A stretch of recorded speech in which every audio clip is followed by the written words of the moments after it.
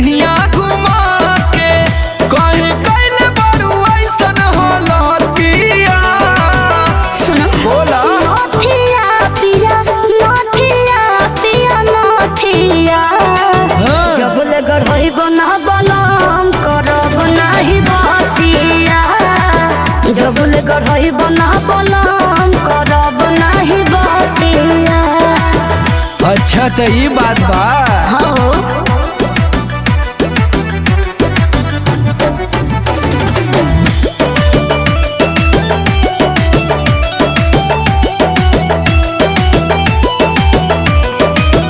लहिका के जैसे मोहे बहका देला पूछो जमानी तो बहाना बना देला।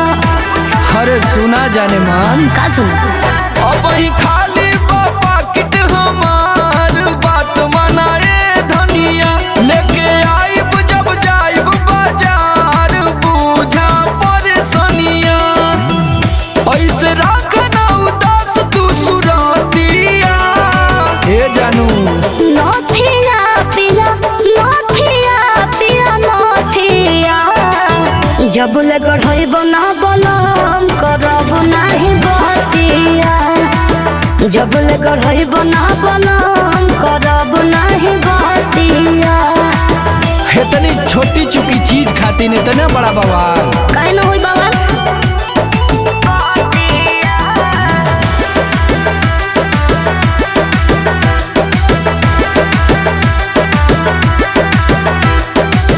आगी लगो राजा जी अरे हरा कमाई के हाँ? इसके आनंद कुछ देलो नाही लायक। तब का तो हर बाबू लिया के देना। तब का इतना हाली कैसे रनिया हमार भुलाई जालू तू बतिया। किन के देल रहनी पिछला साल सड़िया कलकतिया। कहे समर के करेलू दुर्गतिया। नथिया पिया नथिया पिया नथिया जबले गढ़ई बना बलम करब नाही बतिया।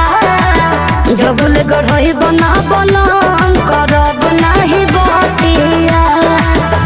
तू ही तो हमार जान हो। अब बाइक का चाबी लिया चला चलल जा बाजारे।